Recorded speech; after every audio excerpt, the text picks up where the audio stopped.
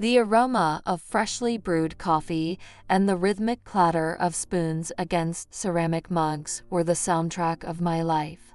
Every morning, I'd stand behind the counter at the Daily Grind, the small cafe near Springfield's train station, watching the world rush by.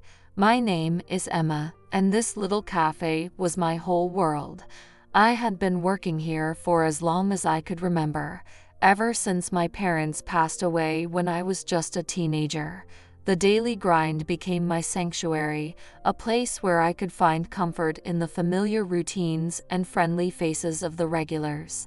There was something soothing about the monotony of it all, pouring steaming cups of coffee, chatting with the same customers, and listening to the same conversations day in and day out. Don't get me wrong, my life wasn't exactly glamorous. I was just a simple barista, living in a modest studio apartment, without much excitement or adventure. But it was mine, and I took pride in the way I kept this place running smoothly.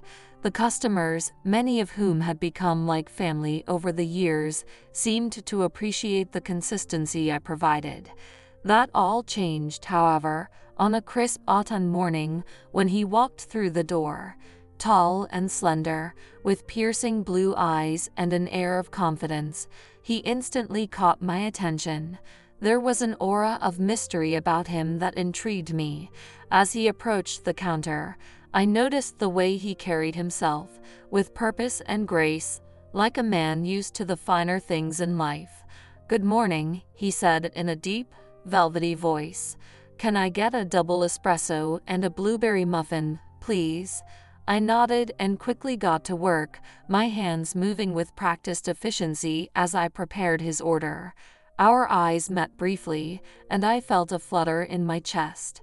There was something about this stranger that captivated me, something that hinted at a depth and complexity that I couldn't quite put my finger on. "Here you are, sir," I said, handing him the steaming cup and the wrapped pastry. Our fingers brushed for a moment, and I couldn't help but notice the warmth of his skin. "Thank you," he replied with a small smile, his eyes lingering on mine for a beat too long before he turned and made his way to a table by the window. I watched him settle in, his gaze seemingly fixed on the world outside. Who was this man, and what was his story? As I busied myself with the next customer, I couldn't help but steal the occasional glance in his direction, wondering what secrets he might be hiding behind that enigmatic facade. Little did I know that this chance encounter would soon change the course of my life in ways I could never have imagined. As the days passed, I found myself increasingly drawn to the enigmatic stranger who had walked into my life. Every morning at precisely 7:15 a.m., he would arrive at the Daily Grind, order his usual double espresso and blueberry muffin, and settle into the same table by the window.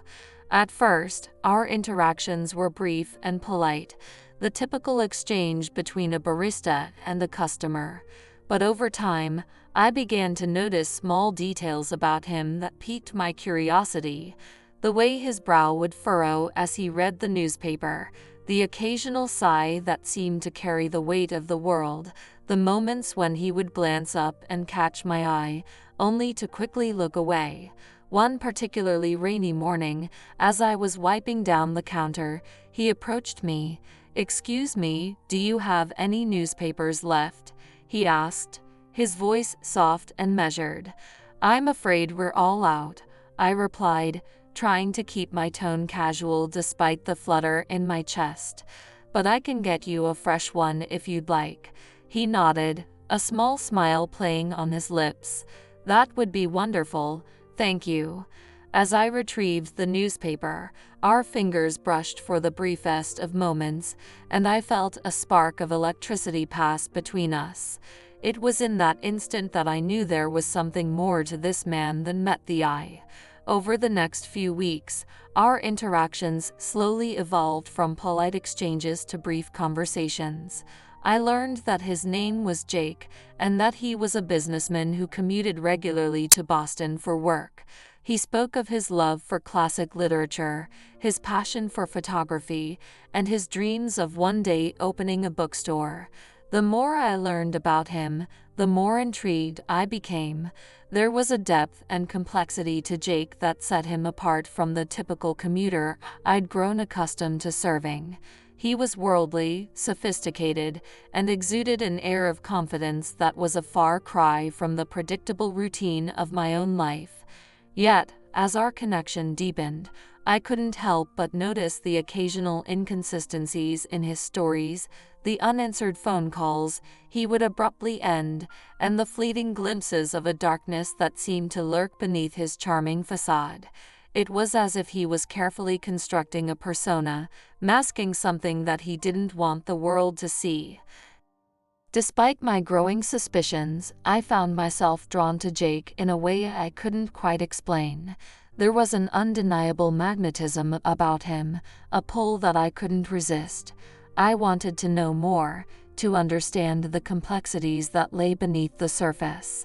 And so, I continued to engage with him, our conversations becoming more intimate and our connection growing stronger with each passing day.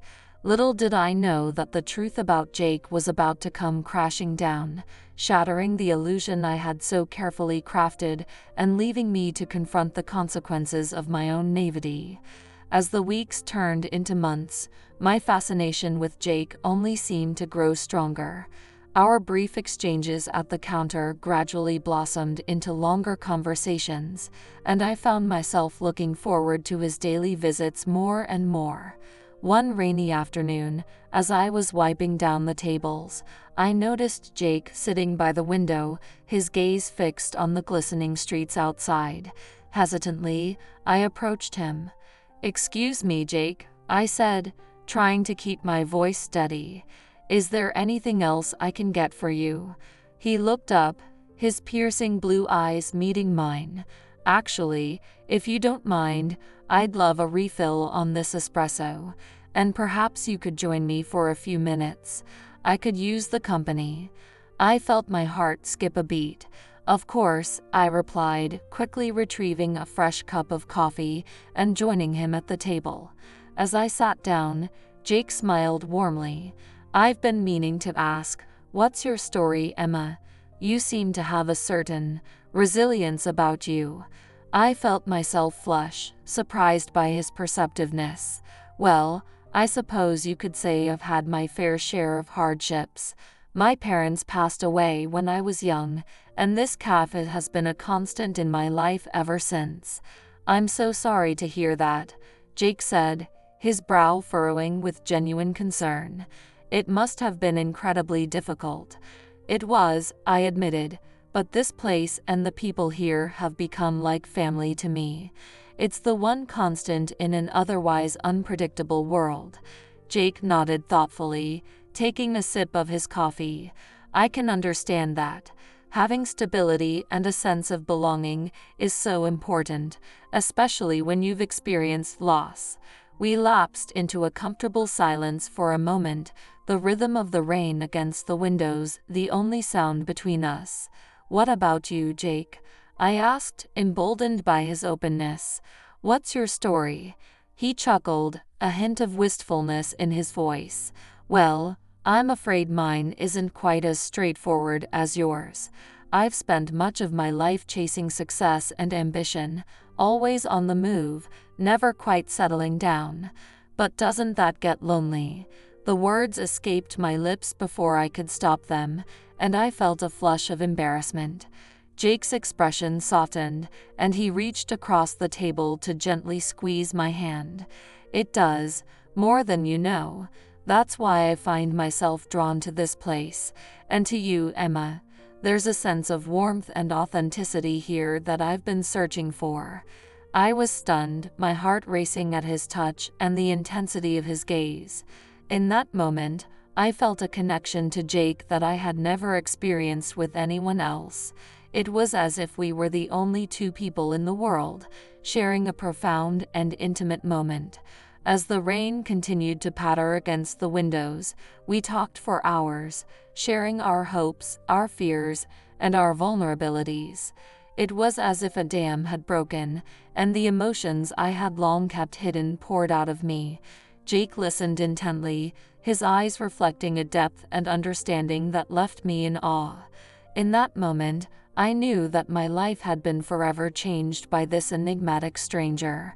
But even as my feelings for him grew deeper, a nagging sense of unease began to take root, whispering that all was not as it seemed. As the days turned into weeks, my connection with Jake deepened in ways I could never have anticipated. What had started as a simple, fleeting attraction had blossomed into something far more profound and meaningful. One rainy afternoon, as I was wiping down the tables, I noticed Jake sitting by the window, his gaze fixed on the glistening streets outside. There was a pensive, almost melancholic air about him that drew me in. Mustering my courage, I approached him. "Hey, Jake," I said softly, "is everything all right?" He looked up, his piercing blue eyes meeting mine. "Honestly, not really," he admitted with a sigh. "I've just been thinking a lot about things, you know." I nodded, my heart itching at the hint of vulnerability in his voice. "Do you want to talk about it?" Jake hesitated for a moment, then gestured to the chair across from him. "I'd actually really appreciate the company, if you don't mind." "Of course not," I replied, quickly grabbing a fresh cup of coffee and joining him at the table. As I sat down, Jake offered me a small, grateful smile. "You know, Emma, there's something about this place, and about you, that just puts me at ease. It's been a long time since I've felt that way." I felt a flutter in my chest, surprised by his candor. "What do you mean?" Jake ran a hand through his hair, a gesture I had come to learn was a sign of his unease. "My life has been a constant whirlwind, always chasing the next big thing, the next business venture. I've never really had the chance to slow down and just be. But isn't that the dream?" I asked, unable to hide my curiosity. "To be successful, to have it all?" He shook his head, a wistful smile playing on his lips. "You'd think so, wouldn't you? But the truth is, it can be incredibly lonely. There's always another deal to make, another meeting to attend, another town to visit. I've spent so much time focused on building my career that I've forgotten what it's like to have meaningful connections with people." I reached across the table, gently placing my hand atop his. "Well, you've certainly found that here, with me." Jake's eyes widened slightly at the gesture, and for a moment, I worried that I had overstepped. But then, to my surprise, he turned his hand over, intertwining our fingers. "That's exactly what I mean," he murmured, his gaze locked with mine. "There's something so genuine and comforting about the way you make me feel, Emma. Like I can just be myself, without any pretenses or expectations." We sat in silence for a few moments, the air thick with unspoken emotions. I could feel my heart pounding in my chest, my mind reeling from the intimacy of the moment. Finally, Jake cleared his throat, breaking the spell. I hope you don't think I'm being too forward. I feel like I can trust you, and I don't have that with many people." "I don't think you're being forward at all," I reassured him, squeezing his hand gently. "I feel the same way. There's something special about our connection, and I don't want to take that for granted." Jake's eyes crinkled with a warm smile, and in that moment, I knew that our relationship had irrevocably changed. We were no longer just acquaintances, but something more, two people who had found solace and understanding in each other's company. As the rain continued to fall, we talked for hours, sharing our hopes, our fears, and our deepest vulnerabilities.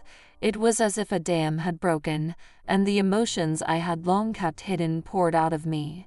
Jake listened intently, his eyes reflecting a depth and understanding that left me in awe. In that moment, I realized that my life had been forever changed by this enigmatic stranger. But even as my feelings for him grew deeper, a nagging sense of unease began to take root, whispering that all was not as it seemed. As the weeks passed, my relationship with Jake deepened in ways I could never have imagined. We had become inseparable, sharing our dreams, our fears, and our deepest secrets. It was as if we had created our own little world, a safe haven away from the chaos of everyday life. But despite the comfort and intimacy we shared, a nagging sense of unease had begun to creep into the back of my mind. There were times when Jake would receive a call and abruptly excuse himself, his expression suddenly guarded and his body language tense.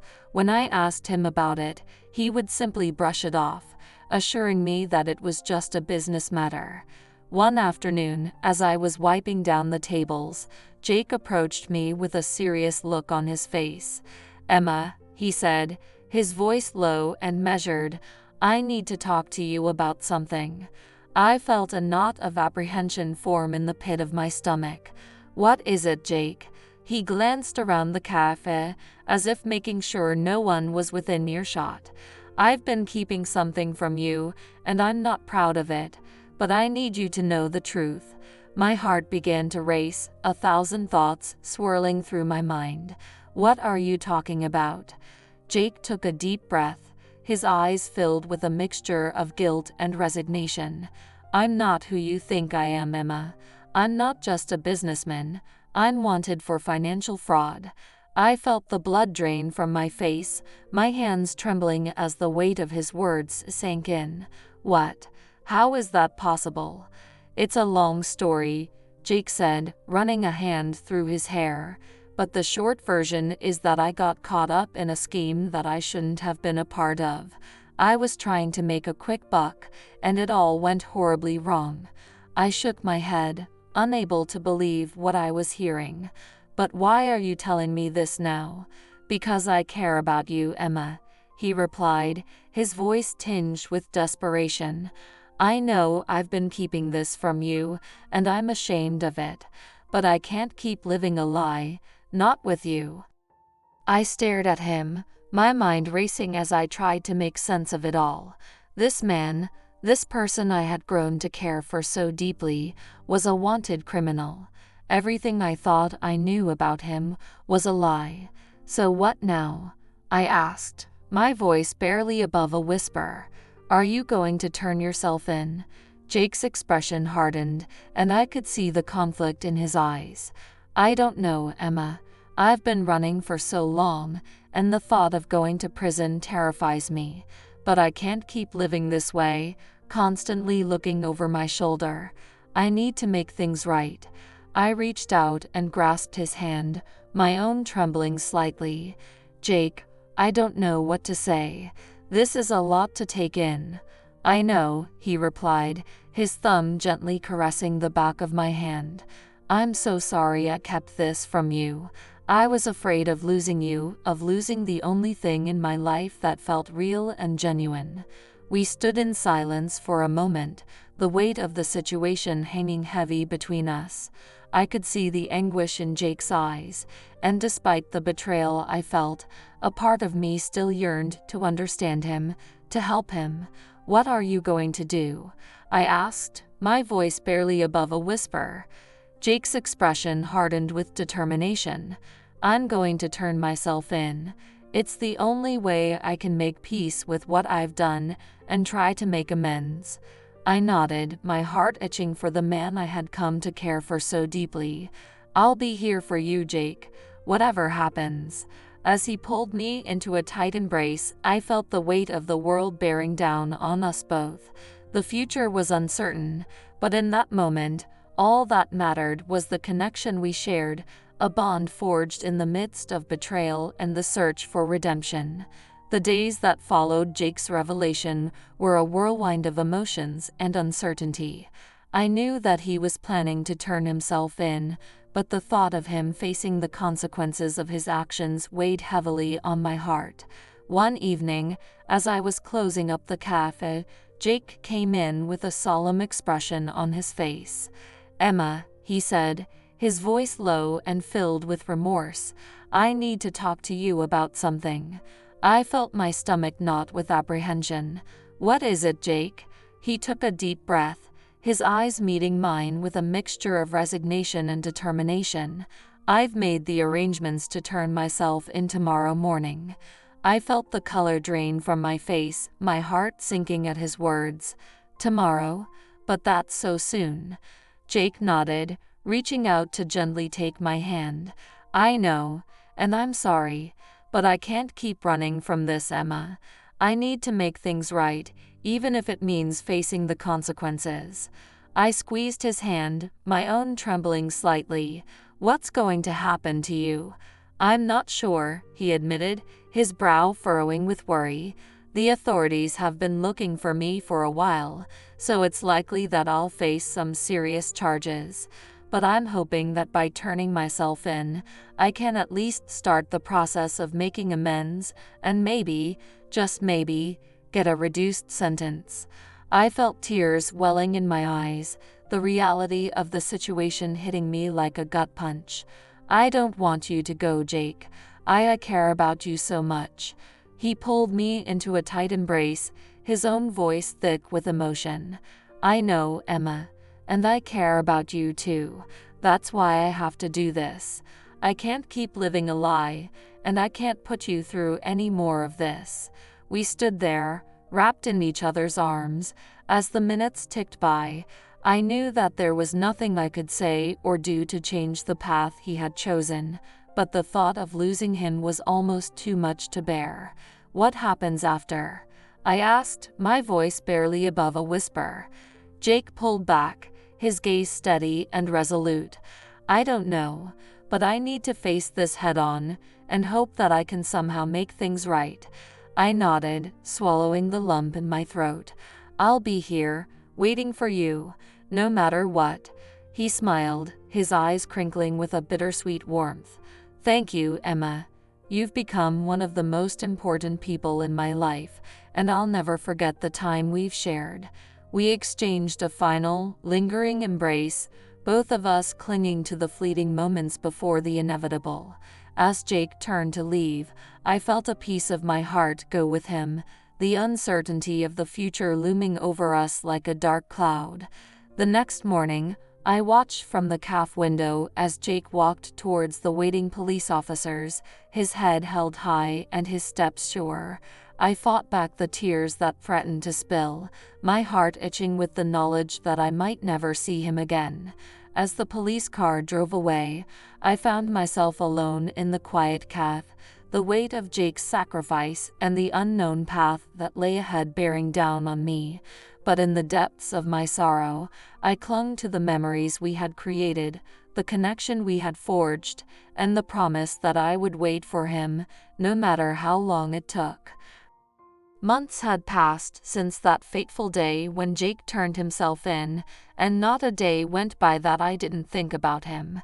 The cafe, once filled with the warmth of our connection, now felt hollow and empty without his presence. Despite the uncertainty that lingered, I held on to the hope that he would one day return to me. I knew that the road ahead would be difficult, but I was determined to be there for him, no matter what. One afternoon, as I was wiping down the tables, the familiar jingle of the cafe door startled me. There, standing in the entryway, was Jake, his expression a mix of trepidation and relief. "Emma," he breathed, his voice barely above a whisper. I felt my heart leap into my throat as I rushed towards him, my arms instinctively wrapping around his familiar frame. "Jake," I whispered, my voice thick with emotion, "you're back." We held each other tightly, the weight of our separation palpable in the air. When we finally pulled apart, I could see the toll the past months had taken on him. His face was thinner, his eyes weary, but there was a newfound sense of resolve in his gaze.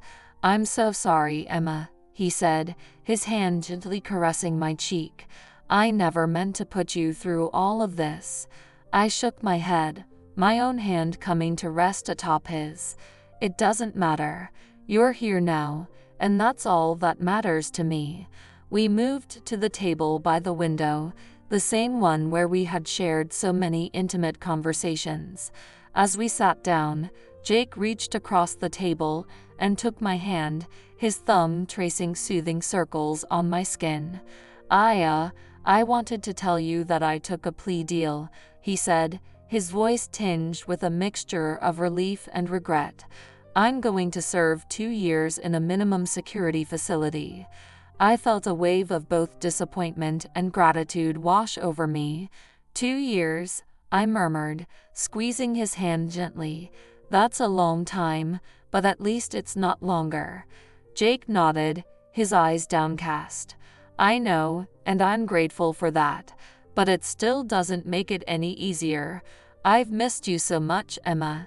"I've missed you too," I replied, my heart itching at the vulnerability in his voice. "But I meant what I said.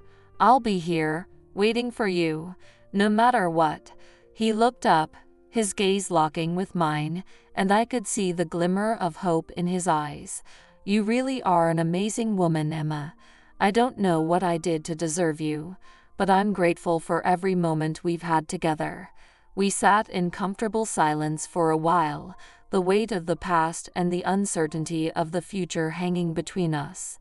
But in that moment, all that mattered was the connection we shared, the bond that had weathered the storm and emerged stronger than ever. As Jake prepared to leave, he pulled me into one final, lingering embrace. "I'll be counting the days until I can come back to you," he whispered. "This isn't the end, Emma. It's just the beginning." I nodded, my own heart swelling with a mix of joy and trepidation. "I'll be here," I replied, my voice steady and resolute. "Always." With one last, wistful smile, Jake turned and walked out the door, leaving me with a bittersweet sense of both loss and hope. I knew that the road ahead would be challenging, but I was determined to wait for him, no matter how long it took. As I watched him disappear into the distance, I couldn't help but wonder, what does the future hold for us?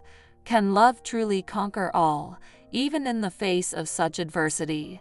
And what lessons can we learn from Jake and I's journey about the power of human connection, the consequences of our choices, and the pursuit of redemption? Thank you for watching. Subscribe to this channel, like, comment, and share your own thoughts and experiences, for it is in the sharing of our stories that we find the true power to connect, to heal, and to grow. I'll see you soon with another captivating story.